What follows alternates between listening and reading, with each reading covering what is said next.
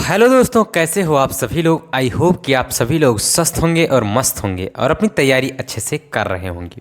तो आज के इस वीडियो में हम क्लास 10th साइंस का जो पहला लेसन है, रासायनिक अपक्रियाएं एवं समीकरण, इससे संबंधित कुछ क्वेश्चन लेकर आया हूँ। एनसीईआरटी के क्वेश्चन हैं जो कि very very most important question हैं।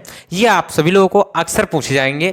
किसमें? यूपी बोर्ड में, एमपी बोर्ड हो, कोई भी बोर्ड हो, बोर्ड परीक्षा में हमेशा पूछा जाएगा।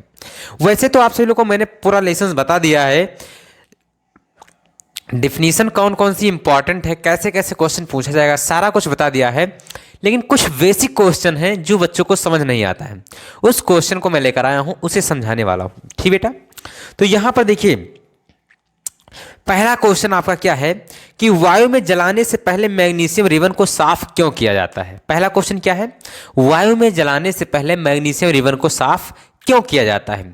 तो यह एक बात याद रखिए, मैग्नीशियम जो है, क्या है, जो मैग्नीशियम है Mg, ये क्या होता है, जब वायु में जलाने से पहले हम क्या करते हैं, इसे रेगमाल से साफ करते हैं। इसलिए क्योंकि Mg जो है ये O2 से क्रिया करके मैग्नीशियम ऑक्साइड बना लेता है। क्या बना लेता है? Magnesium oxide. और Mg जो है ये वातावरण में उपस्थित CO2 से क्या बना लेता है? मैग्नीशियम कार्बोनेट बना लेता है, MgCO3 बना लेता है, MgCO3 बना लेता है। तो हम क्या करते हैं, वायु में मैग्नीशियम रिबन को जलाने से पहले हम रेगमाल से साफ इसलिए करते हैं ताकि ये जो मैग्नीशियम ऑक्साइड और मैग्नीशियम कार्बोनेट है, इसका जो परत चढ़ा हुआ है वो क्या हो जाए, हट जाए और मैग्नीशियम रिबन आसानी से जल जाए। ठीक बेटा, तो आप क्या कहेंगे, आप एक लाइन में उत्तर देंगे कि मैग्नीशियम ऑक्साइड और मैग्नीशियम कार्बोनेट की परत को हटाने के लिए मैग्नीशियम रिबन को रेगमाल से साफ किया जाता है। ये हो गया इसका सिंपल सा आंसर। जब आपसे पूछा जाए कि वायु में जलाने से पहले मैग्नीशियम रिबन को साफ क्यों किया जाता है, तो आप क्या लिखेंगे कि वायु में जलाने से पहले मैग्नीशियम रिबन को रेगमाल से साफ इसलिए करते हैं ताकि उस पर लगी मैग्नीशियम ऑक्साइड और मैग्नीशियम कार्बोनेट की परत हट जाए। मैग्नीशियम ऑक्साइड और मैग्नीशियम कार्बोनेट की परत क्यों बनती है?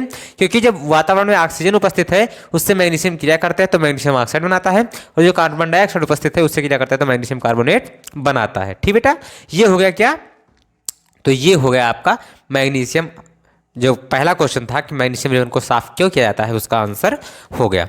आगे बढ़ते हैं हम, दूसरा क्वेश्चन क्या है। दूसरा क्वेश्चन जो है आप सभी लोग के सामने आ चुका है, कह रहा है निम्नलिखित रासायनिक अपक्रियाओं के लिए संतुलित रासायनिक समीकरण लिखिए। दूसरा क्वेश्चन है संतुलित रासायनिक समीकरण लिखना है। ठीक बेटा, पहला क्या है, hydrogen chlorine plus hydrogen chloride. ठीक बेटा, पहला क्वेश्चन क्या है, देखिए यहाँ पर संतुलित करना है आपको।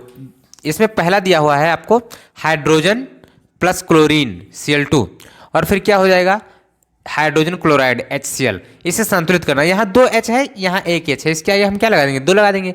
Cl2 है, Cl2 हो गया, आपका जो रिएक्शन था वो क्या हो गया, बैलेंस हो गया। कितना आसान था। दूसरा नंबर कह रहा है कि barium chloride aluminium sulphate arrow, barium sulphate plus aluminium chloride, यानी दूसरा नंबर क्या है, देखिए बेरियम क्लोराइड यानी BaCl2 प्लस में क्या है, एल्युमिनियम सल्फेट यानी Al2SO4 का होल थ्राइस। ये हो गया। ये क्रिया करके क्या बनाता है, वेरियम सल्फेट यानी BaSO4 बनाता है, और प्लस में क्या बनाएगा, AlCl3। इसे बैलेंस करना है। Ba यहाँ 1 है, Ba 1 है, ठीक है, Al यहाँ 2 है, यहाँ 1 है, तो इसे हम क्या कर देंगे, 2 लगा देंगे। Cl यहाँ क्या है बताइए, तो Cl यहाँ पर कितना है, 2, और यहाँ पर कितना है, 3 दूनी 6, तो इसके आगे हम क्या लगा देंगे, 6, तो 3 लगा देंगे। क्या लगा देंगे, 3, तो 3 दूनी क्या हो जाएगा, 6, तो इसके आगे हम क्या लगा दें, 3 लगा दें। SO4 3 है, SO4 3 हो गया, आपका रिएक्शन जो है वो क्या हो गया, बैलेंस हो गया। कितना आसान तरीके से बैलेंस कर देते हैं। आपको क्या देखना है कि जो एरो के इस तरफ है वो और जो एरो के इस तरफ है वो दोनों क्या हो जाए, इक्वल हो जाए। ठीक बेटा, यही आपको सीखना है, इसके बाद आपको कुछ नहीं करना है। आगे बढ़ते हैं हम, तीसरा नंबर देखते हैं। कह रहा है सोडियम प्लस जल, सोडियम हाइड्रोक्साइड प्लस हाइड्रोजन, यानी सोडियम जो है ये जल से क्रिया करता है, H2O से क्रिया करता है, तो क्या बनाता है, सोडियम हाइड्रोक्साइड NaOH, और प्लस में H2 गैस मुक्त होती है।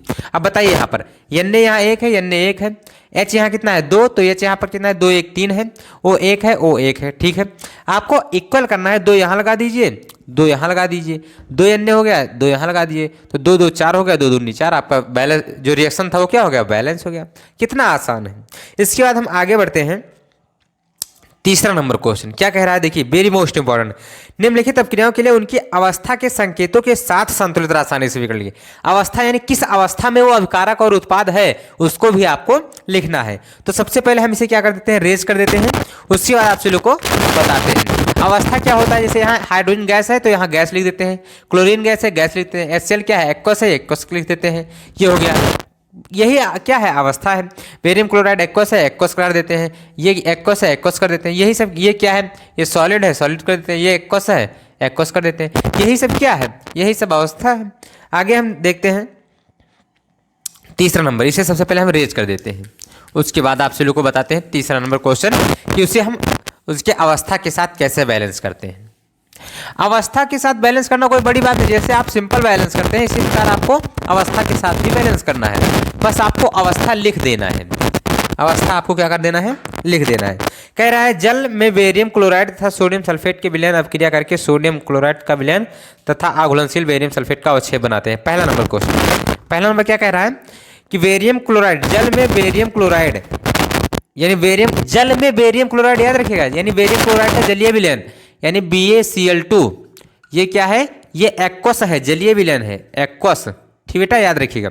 ये क्या करता है, सोडियम सल्फेट यानी सोडियम सल्फेट का जलीय विलयन Na2SO4, ये भी क्या है एक्वस है, क्रिया करके क्या बनेगा बेरियम सल्फेट और प्लस क्या बनाएगा, तो आपका बनाएगा NaCl। ये क्या हो जाएगा, ये एक्वस हो जाएगा, ये एक्वस हो जाएगा और ये क्या हो जाएगा सॉलिड हो जाएगा। ये नीचे क्या हो जाएगा अवक्षेपित हो जाएगा, ये अवक्षेपित हो जाएगा, क्या हो जाएगा अवक्षेपित हो जाएगा, हो जाता है, ठीक बेटा। तो इसे बैलेंस करना है, Ba यहाँ एक है Ba एक है, Cl यहाँ दो है, यहाँ क्या है एक, तो इसके आगे हम क्या लगा देंगे, दो लगा देंगे। आपकी रिएक्शन संतुलित Na2 है Na2 है SO4 एक है SO4 एक है। रिएक्शन आपका कितने आसानी तरीके से बैलेंस हो गया।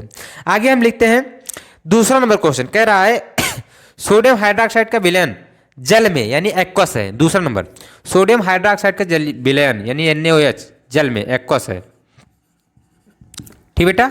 ये क्या करता है, तो ये आपका जो है हाइड्रोक्लोरिक अम्ल के विलयन यानी जल में HCl ये भी क्या है एक्वस है, ठीक बेटा, ये भी क्या है एक्वस है, जलीय विलयन में क्या करता है, अपक्रिया करके सोडियम क्लोराइड का विलयन तथा जल बनाता है। यानी अपक्रिया करता है तो सोडियम क्लोराइड NaCl बनाएगा और प्लस में H2O बनाएगा। ये क्या है, ये लिक्विड है और ये क्या है, ये एक्वस है, ठीक बेटा। अब इसे बैलेंस करना है, Na एक है O एक है O एक है Cl एक है Cl एक है, ये चीज दो है ये दो, ये पहले से ही बैलेंस है। आपको केवल इसका स्टेट के साथ आपको लिखना था यानी इसकी अवस्था के साथ लिखना था।